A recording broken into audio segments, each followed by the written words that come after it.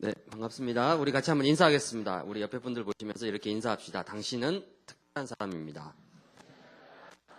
네, 한 번 더 인사합시다. 당신이 품고 있는 태신자는 더더욱 특별합니다.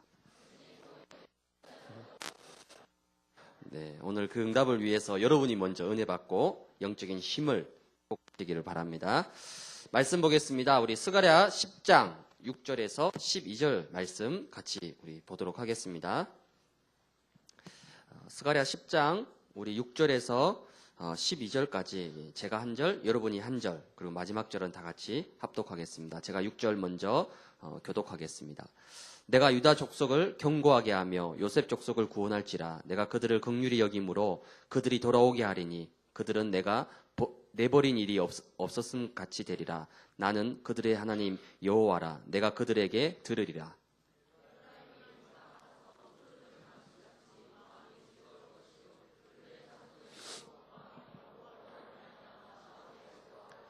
내가 그들을 향하여 휘파람을 불어 그들을 모을 것은 내가 그들을 구속하였음이라. 그들이 전에 번성하던 것 같이 번성하리라.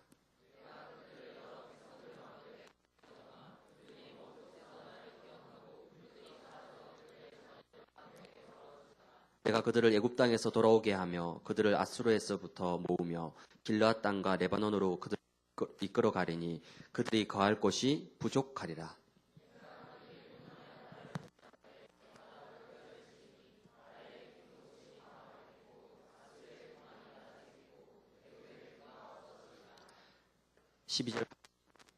압독하겠습니다. 내가 그들로 나 여호와를 의지하여 견고하게 하리니 그들이 내 이름으로 행하리라. 나 여호와의 말이니라. 아멘.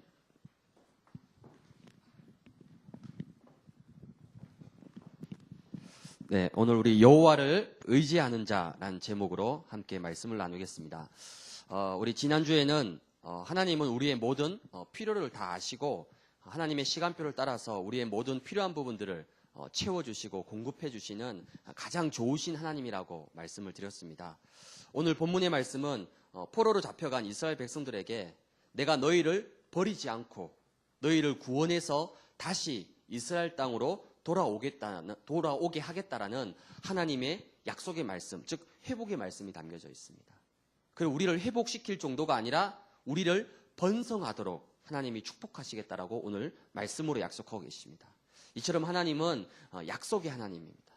약속하신 말씀을 반드시 이루시고 성취하는 하나님이시라는 겁니다. 근데 문제는 우리가 그 하나님의 약속을 잘 믿지 못할 때가 많다는 것입니다. 약속의 말씀을 믿기만 하면 하나님은 반드시 우리에게 성취되는 응답을 주실 텐데 문제는 우리가 그것을 믿지 못하는 그런 믿음이 부족하다는 것입니다. 그래서 오늘 우리에게 가장 하나님의 약속의 말씀을 응답받기 위해서 가장 필요한 것은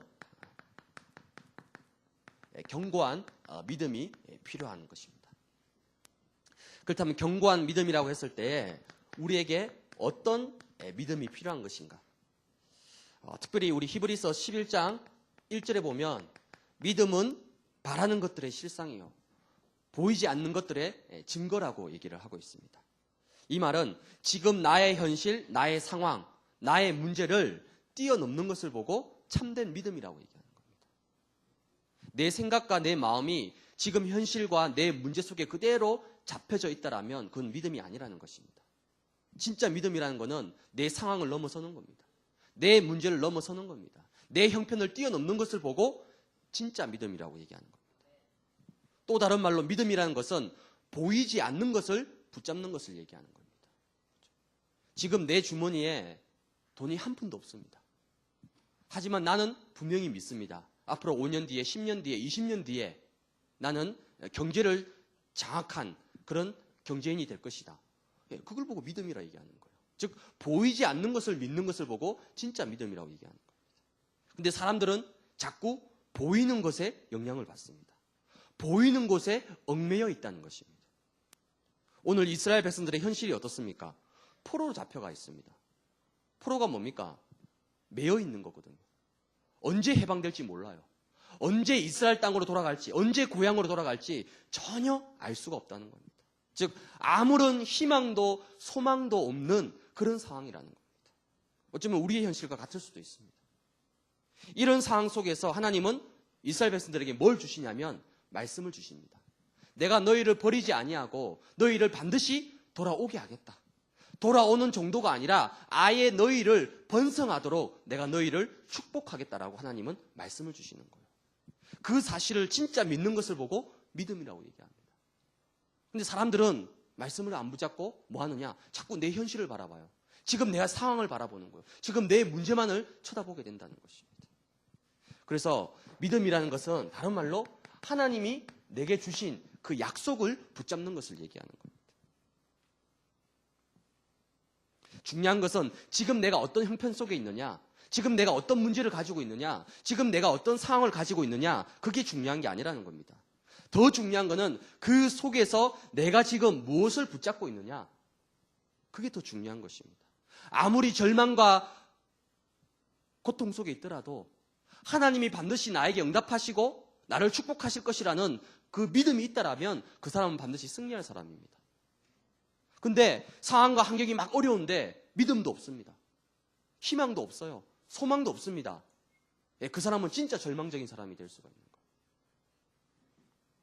저와 여러분들이 현실을 바라보는 것이 아니라, 문제를 바라보는 것이 아니라 지금 나의 현실과 나의 문제 속에 하나님이 지금 나에게 주시는 약속의 말씀이 무엇인가, 그 말씀을 붙잡으면 저와 여러분들은 반드시 승리하게 되는 것입니다. 오늘 하나님이 이스라엘 백성들에게 뭘 약속합니까? 스가랴 10장 6절 말씀 보세요. 뭐라고 얘기하고 있습니까? 6절에 보면 내가 유다 족속을 견고하게 할 것이고 요셉 족속을 구원할지라. 내가 그들을 긍휼히 여길 것이다. 그들이 돌아오게 될 것이다. 내가 그들을 버린 적이 없다. 하나님은 그렇게 약속하고 있는 거예요. 그럼 이 말씀을 뭐 하면 되죠? 하나님의 약속으로 붙잡으면 되는 겁니다. 아, 그렇구나. 하나님, 지금 비록 내가 포로고 비록 잡혀와 있지만은 하나님이 나를 구원하실 것이고 하나님이 나를 회복시킬 것이고 하나님이 나를 버리지 아니하고 함께 할 것이다. 이 사실을 믿으면 되는 겁니다. 신앙생활은 어린아이처럼 해야 돼요. 어린아이처럼. 어린아이의 특징이 뭡니까, 여러분? 순수해요. 한 말을 그대로 믿습니다. 100%. 조금 더 의심하지 않아요. 우리 은서보고 은서야, 아빠가 어제 잠깐 화장실 갔다 올 때니까 여기 잠시 있으라고. 그러면 그 말을 그대로 믿어요. 근데 어른들은 안 믿죠. 한 2, 3초 늦으면 딴 생각을 하죠. 그 다음에 계획을 세웁니다. 근데 어린아이는 그렇지 않아요. 아버지가 한 말을 그대로 100% 믿어요. 너무나 바보스러울 만큼. 하나님은 우리에게 신앙생활을 그렇게 하라고 얘기하는 거예요. 아버지가 내게 약속하신 그 말씀을 그대로 붙잡으라는 겁니다. 근데 우리가 말씀을 붙잡지 않고 자꾸 현실을 붙잡아요. 지금 내 상황을 바라봅니다. 지금 내가 가진 문제를 바라봐요. 그러니까 자꾸 마음이 갈등되고 흔들리게 되는 거거든요. 뿐만 아니라 하나님이 뭘 약속하셨습니까? 스가랴 10장 8절에 보면 뭐라고 말씀하고 있습니까?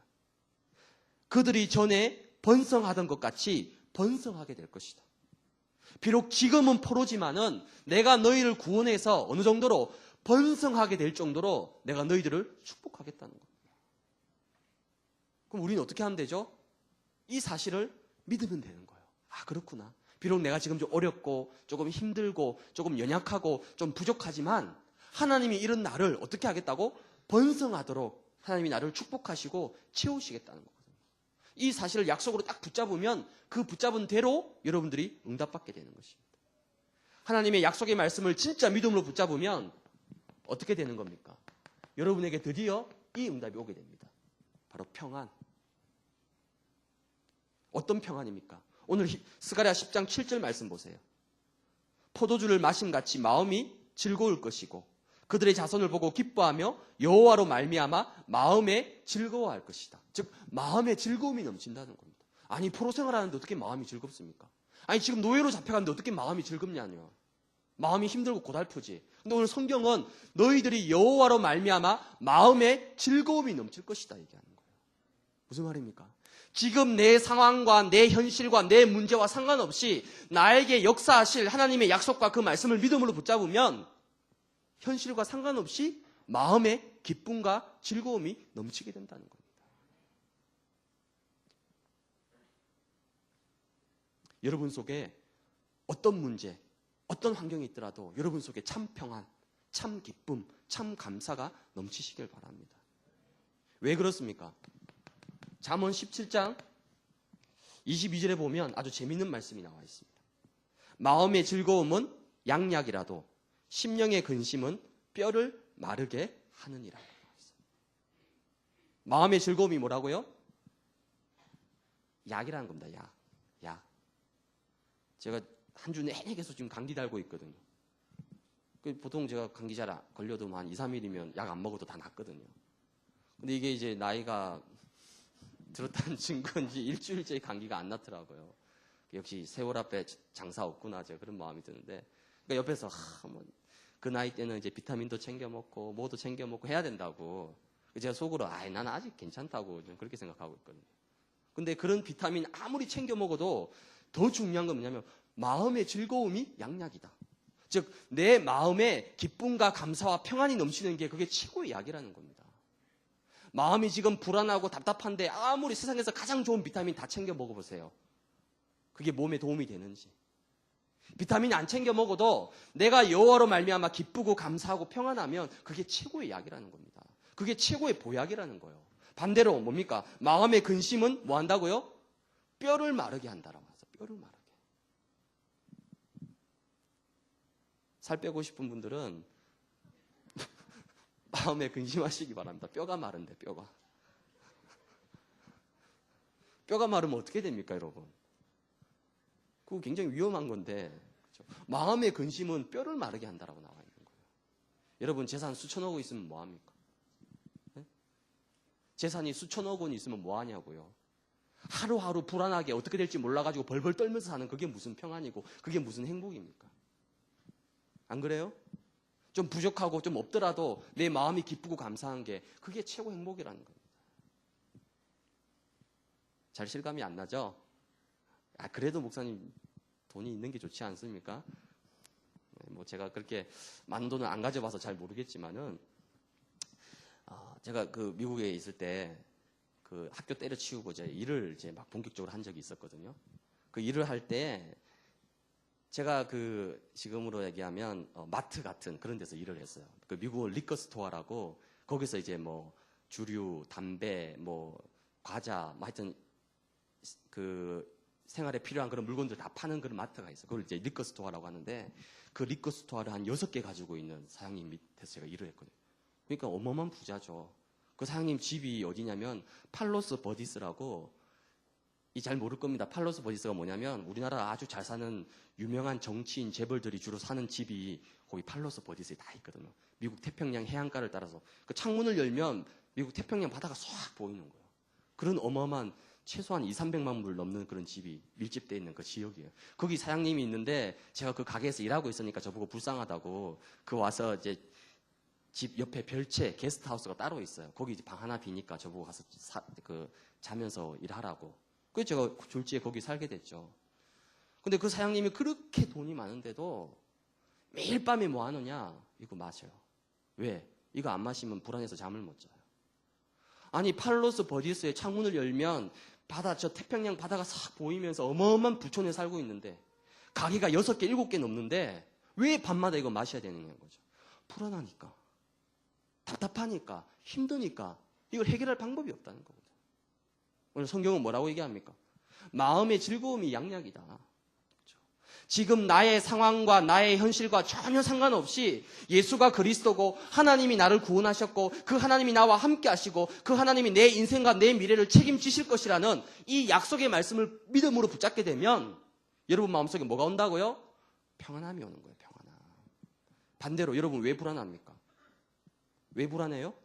왜 염려가 돼요? 내가 주인 돼 있으니까. 내가 하려고 하니까, 내 뜻대로 안 되니까 답답하고 불안하고 짜증나고 신경질 나잖아요. 그러나 하나님이 내 인생의 주인 되시면 나는 답답할 게 하나도 없습니다.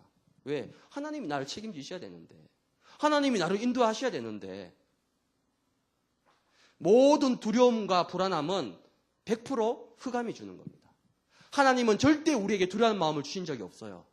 하나님은 우리에게 절대 염려하거나 걱정하는 마음을 주신 적이 없습니다. 그는 100% 사단과 귀신과 흑암이 주는 거예요. 하나님이 우리에게 주시는 첫 번째 응답은 마음의 평안입니다. 내가 너와 함께 하겠다. 내가 너를 도와주겠다. 내가 너를 붙들어 주겠다. 평안의 응답이라는 거예요. 여러분 평안함을 누리시기 바랍니다. 지금 어떤 상황에 있더라도. 이제 수능이 코앞에 다가왔잖아요. 우리 재수생, 삼수생, 우리 편입생 모든 분들 가장 먼저 하나님의 평안함을 누리시기 바랍니다. 그 평안함 속에서 실력이 나오는 거지 마음이 불안하고 떨리면 공부했던 실력도 나올 수가 없는 거예요. 또 우리 지금 취업을 준비하고 있는 졸업반 학생들도 마찬가지입니다. 마음의 평안함. 이 사람이 지금 취업을 할 사람인지 안 할 사람인지 전혀 분간 못할 정도로 마음의 평안함을 누리고 있어야 되는 거예요. 그런 사람이 응답받고 끝까지 승리하는 겁니다.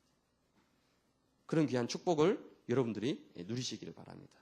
그럼 그게 어떻게 하면 가능하느냐? 말씀 붙잡으면 돼요. 예수님이 바람과 파도를 어떻게 잔잔케 하셨습니까? 말씀으로. 바람과 파도를 꾸짖으셨잖아요. 말씀으로. 그 말씀으로 꾸짖으시니까 기적같이 바람과 파도가 잔잔해졌잖아요. 그럼 여러분 말씀입니다. 지금 여러분의 현실에 대해서, 여러분의 상황에 대해서, 여러분이 가진 문제에 대해서 내가 붙잡은 말씀을 가지고 그 말씀으로 선포하면 되는 겁니다. 말씀 붙잡는 그 순간에 그 문제가 해결되는 거예요. 말씀을 믿음으로 붙잡을 때에 모든 어려움과 문제가 그때 풀려지게 되는 겁니다. 말씀 붙잡지 않으면 절대 그 문제 해결될 수가 없는 거예요. 여러분 약속의 말씀을 믿음으로 굳게 붙잡는, 그래서 하나님 주시는 참 평안함으로 충만함을 누리는 우리 모든 렘넌트들 되시길 바랍니다. 두 번째입니다. 고난의 바다입니다. 하나님은 왜 우리에게 견고한 믿음을 요구하시냐면 우리가 인생을 살다 보면 이걸 만날 때가 있습니다. 고난의 바다. 특별히 오늘 스가랴 10장 11절 말씀 보세요. 11절에 보면 내가 그들이 고난의 바다를 지나갈 때에 라고 나와 있어요. 고난의 바다를 지나갈 때가 있다는 겁니다. 우리가 세상을 살다 보면, 현장에 나가다 보면 반드시 고난의 바다를 만날 수가 있다는 겁니다. 이때 무엇이 필요하냐? 저와 여러분에게 이 고난의 바다를 바라볼 수 있는 영적인 시각이 필요하다는 것입니다. 지난주 강단에서 우리 제자들이 예수님과 함께 배를 타고 가는데 갑자기 막 바람이 일고 풍랑이 일고 막 배에 물이 차오면서 배가 막 점점 가라앉아가는 그런 긴급한 상황이 일어났습니다. 그때 제자들이 어떻게 하죠? 벌벌 떨면서 두려움 가운데 빠져 있는 거예요. 왜 두려워합니까? 예수님이 지금 그 배에 함께하고 계시는데 그 바람과 파도를 보고 그 문제만 쳐다보고 벌벌벌 떨고 있는 거예요. 죽을까 봐. 아니 예수님이 지금 함께하고 있는데 우리도 마찬가지입니다. 여러분이 세상을 살다 보면 분명히 고난의 바다를 만날 때가 있습니다. 고난의 바다를 지나갈 때가 있습니다. 그때 그 고난의 바다를 내가 어떤 눈으로 보느냐는 겁니다. 어떤 눈으로. 육신의 눈으로 보게 되면 무조건 고생하고 힘드는 거예요. 그러나 육신의 눈으로 보는 것이 아니라 믿음의 눈으로, 복음의 눈으로, 영적인 눈으로 바라보면 그 문제 속에, 그 고난 속에 어마어마한 하나님의 축복의 계획이 담겨져 있다는 겁니다. 왜 그렇습니까? 하나님은 고난을 통해서 우리에게 가장 중요한 것을, 문제를 통해서 우리에게 가장 축복된 것을 주기를 원하신다는 겁니다. 그걸 볼 수 있는 영적인 시각, 영의 눈이 필요하다는 겁니다. 제가 예전에 학교 순회 갔다가 저 대전에서 이제 경부고속도로 타고 이제 서울로 올라오는데 수원쯤 지나가 보니까 왼쪽 편에 큰 교회가 하나 있어요. 그 교회 현수막 정면에 뭐가 걸려 있냐면 고난이 보석이다라는 딱 현수막. 그게 딱 제 눈에 들어오더라고요. 고난이 보석이다. 이게 뭔 말이지? 고난은 힘든 거고 별로 안 좋은 건데 근데 그 현수막에는 고난이 보석이다라고 딱 적혀 있는 거예요. 그게 무슨 말입니까? 현재의 고난이 미래의 보석처럼 바뀌게 된다는 겁니다. 잘 실감이 안 나시죠? 20대는 뭔 말 해도 귀에 안 들어옵니다. 저처럼 조금 30대 넘어서면 고난이 보석이다. 이게 뭔 말인지 그러니까 인생의 쓴맛을 아직 여러분이 덜 본 거죠. 인생의 쓴맛을 많이 보면 고난이 보석이다. 뭔 말인지 이해가 되는 거예요. 비록 지금은 내가 그 문제 때문에 아파하고 힘들어하고 왜 이럴까? 나한테 왜 이런 문제가 생길까? 그러지만은 시간이 지나고 나면 그 고난 때문에 그 문제 때문에 내가 어떻게 된다고요? 그 문제가 나를 보석으로 만든다는 거예요. 그 고난이 내 인생을 가장 값진 보석으로 만들어 간다는 겁니다. 그러면 문제 만났을 때 여러분 뭐 해야 되느냐? 감사해야 돼요. 감사. 왜? 하나님이 내 인생을 보석으로 만들어 가시기 위해서 나에게 이 고난을 주시고 이 문제를 주시는 거구나. 하나님 감사합니다. 할렐루야. 그렇게 해야 되는 거예요. 문제 오자마자 죽었다고. 하나님 왜 나에게만 이런 문제? 아니요. 그 문제를 통해 하나님은 여러분의 인생을 가장 빛나는 보석으로 여러분의 인생을 만들어가기를 원하신다는 겁니다. 그걸 볼 수 있는 영적인 눈이 있다. 그 사람은 굉장히 축복받은 사람입니다. 이런 영적인 시각을 가지게 되면 어떤 고난의 바다를 만날지라도 어떤 문제와 어떤 역경을 만날지라도 그 모든 문제가 뭐가 되냐면 여러분 인생의 전환점이 되는 겁니다. 아니 문제가 왜 어떻게 전환점이 됩니까? 예, 전환점이 많습니다. 왜? 사람은 어려움을 겪게 되면 하나님 앞에 가장 진실해집니다. 진실해져요. 사람은 어려움을 만나면 결국 자기 자신을 돌아보게 됩니다. 그래서 문제와 고난은 나를 가장 하나님 앞에 진실되게 서게 만드는 전환점이 되는 겁니다. 처음에는 그 문제 때문에 그 어려움 때문에 원망하고 낙심하고 불평했지만은 그 문제를 곰곰이 놓고 기도해 보니까 하나님의 계획이 보이거든요. 하나님의 음성이 들려지거든요. 그러면 그 문제를 가지고 내가 어떻게 합니까? 하나님 앞에 믿음으로 서게 되는 겁니다. 그러면 그 문제가 뭐가 되죠? 내 인생을 가장 빛나게 만드는 축복의 보석이 되는 거예요. 그걸 보고 전환점이라고 얘기합니다. 오늘 말씀에서 뭐라고 얘기합니까? 스가랴 10장 11절에 고난의 바다를 지나갈 때에 하나님이 어떻게 하신다고요? 바다 물결을 칠 것이다 얘기한 거예요. 지금 태풍이 몰아치는 그 바다를 지나가는데 하나님이 여러분 보고 그냥 발짱 끼고 가만히 구경만 하시는 게 아니라 여러분들의 고난의 바다를 지나갈 때에 내가 그 파도를 칠 것이다. 즉 하나님이 나와 함께 하시면서 그 모든 문제와 고난을 헤쳐갈 수 있도록 하나님이 함께 하시겠다는 겁니다. 그걸 믿는 거예요. 그걸 진짜 믿는다라면 태풍 속으로 뛰어들 수 있는 겁니다. 때로는 풍랑 속으로 걸어가야 돼요. 왜? 여러분 20대이기 때문에. 그렇죠? 여러분이 학교 안에 있을 때는 온실의 화초입니다. 누가 뭐라고 해도. 진짜는 세상에 나가봐야 돼요. 근데 그 세상이 마치 태풍 같고 풍랑 같고 고난의 바다 같단 말이에요.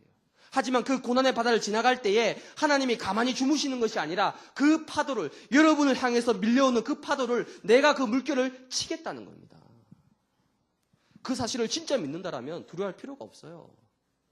태풍이라도 뚫고 갈 수 있는 겁니다. 왜? 하나님이 함께 하신다라면. 하나님이 나와 함께 하신다라면 그 어떤 문제도 나는 그 문제를 뛰어넘을 수 있다는 겁니다. 그걸 보고 전환점을 보고 터닝 포인트라고 합니다. 터닝 포인트. 그렇죠? 터닝 포인트가 뭡니까? 포인트. 인생의 방향을 바꾼다는 거예요. 그게 터닝 포인트입니다. 터닝한다, 바꾼단 말이잖아요. 문제 만나기 전까지는, 고난 만나기 전까지는 내 마음대로 살아왔습니다. 내 인생이니까. 내 감정대로, 내 기분대로, 내 느낌대로, 내 계획대로. 하지만 고난의 바다를 팍 만나면서 하나님이 원하시는 게 이게 아니구나. 그러면 그 문제를 통해서 내 인생의 방향을 바꾸는 겁니다. 지금까지 내 중심적인 삶을 살아왔다라면 이제는 내가 하나님 중심으로 살아가겠다. 하나님이 원하시는 방향으로 가겠다. 그걸 보고 터닝 포인트라는 거예요. 그걸 보고 전환점이라고 얘기합니다. 그렇다면 그 문제가 가장 축복된 전환점이에요. 여러분 인생에. 축복의 전환점이라는 겁니다. 그러면 어떻게 됩니까? 그 모든 문제와 고난이 여러분 인생의 가장 중요한 발판이 되는 겁니다. 발판 정도가 아니라 아예 전화위복이 되는 겁니다. 전화위복. 맨 처음에는 그게 문제로 고난으로 왔는데 내가 하나님의 계획을 붙잡고 내 인생의 터닝포인트를 가지고 그 문제가 발판이 되니까 이게 더 이상 문제가 아니라 내 인생의 축복이 되는 거예요. 그리고 전화위복이라고 얘기합니다. 전화위복. 그게 문제 만났다. 여러분 어떻게 생각하면 되느냐? 복동이가 굴러왔구나. 하나님이 나를 축복하시겠구나. 그렇게 생각하시면 됩니다. 요셉을 잘 생각해 보세요. 노예, 감옥. 얼마나 문제고 고난이고 위기입니까? 근데 하나님은 그 노예와 감옥을 통해서 요셉 인생을 어떻게 빛나는 보석으로 만드셨어요. 그렇다면 노예와 감옥이 고생이 아니라 애굽의 총리가 될 수 있는 가장 중요한 인생의 발판이 된 겁니다. 그렇죠? 다윗도 마찬가지입니다. 다윗도 10몇 년 동안 도망자 생활을 안 했다라면 왕으로 설 수가 없는 거예요. 왕이 돼서도 변질되고 하나님을 아마 버렸을 겁니다. 근데 도망자 생활을 통해서 오직 하나님만 바라보도록 하나님이 다윗을 연단시킨 겁니다. 그걸 통해서 다윗은 이스라엘의 최고의 왕으로 쓰임받게 되는 겁니다. 그렇죠? 젊어서 고생은 뭐 한다고요? 사서도 한다고 하잖아요, 여러분. 그렇죠? 지금 당하는 그 문제와 그 어려움이 절대 여러분 저주가 아닙니다. 여러분 인생을 보석처럼 만들기 위한 하나님의 최고의 축복이라는 거예요. 그걸 안다라면 즐겁게 기쁘게 감당하시기 바랍니다.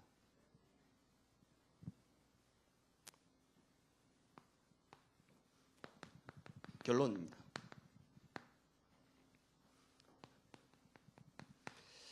스가랴 10장 12절에 보면 내가 그들로 나 여호와를 의지하여 견고하게 할 것이다. 즉 하나님을 의지할 때에 우리의 믿음이 견고하게 된다라고 말씀하고 있습니다. 즉 여호와를 의지하는 만큼 우리의 믿음이 단단해진다는 것입니다. 여러분 미국의 동전에 보면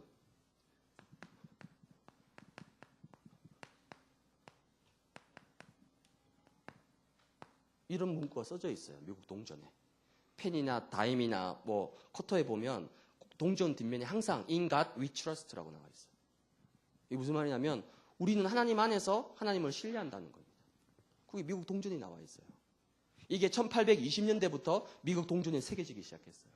이게 지금까지도 미국의 모토가 되는 겁니다. 미국의 건국 이념. 하나님을 뭐한다? 의지한다는 거예요. 하나님을 의지한다는 거예요.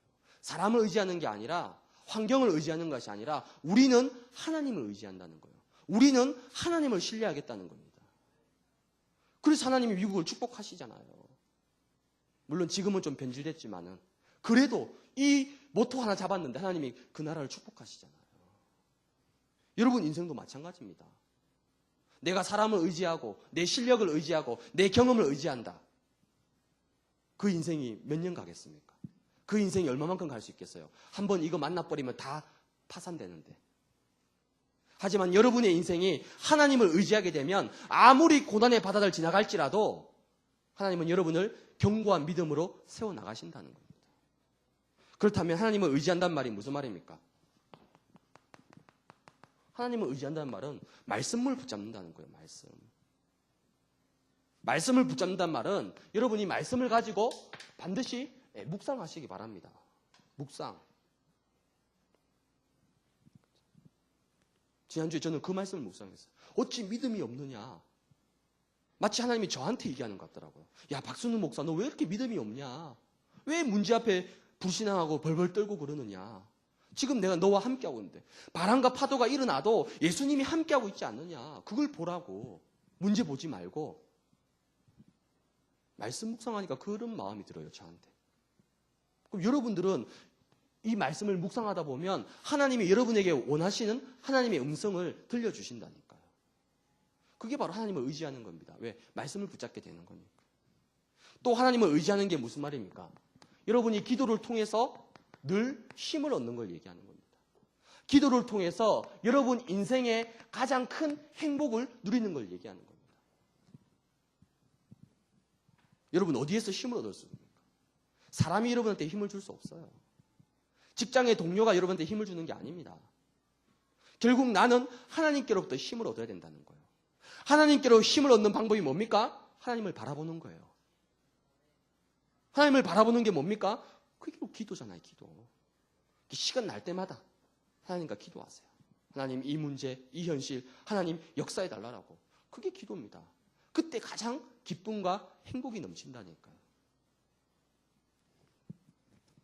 그리고 하나님을 의지하는 게 뭡니까? 내가 있는 현장 속에서 하나님이 나에게 주실 그 생명의 축복을 여러분이 누리시기 바랍니다. 그게 하나님을 의지하는 겁니다. 특별히 우리 11월 3일을 놓고 지금 계속해서 기도하고 있습니다. 지난주까지 보니까 우리 대학부 랩런트들이 약 847명이라는 이 태신자를 품었어요. 와, 대단하죠. 몇 명 오느냐가 중요한 게 아니라 여러분들이 이 영혼들을 놓고 지금 기도하고 있다는 이 자체가 너무너무 감사한 일인 거예요. 안 그래요? 나 지금 나 혼자 내 몸 챙기기도 바쁘고 나 혼자 살기도 지금 바쁜데 내가 다른 사람을 마음에 품고 기도한다. 그건 기적 같은 일입니다. 그렇죠? 요즘 젊은 세대는 자기 외에는 관심 없습니다. 남이 어떻게 됐든. 옆집 아파트에 사람이 죽어서 한 달 동안 시체가 썩어가도 관심 없잖아요. 그게 요즘 시대입니다. 근데 내가 지금 친구들을 품고 기도하고 있거든요. 그것도 847명이나. 이 자체만으로도 하나님이 너무 기뻐서 하나님이 여러분에게 응답하시겠다는 거거든요.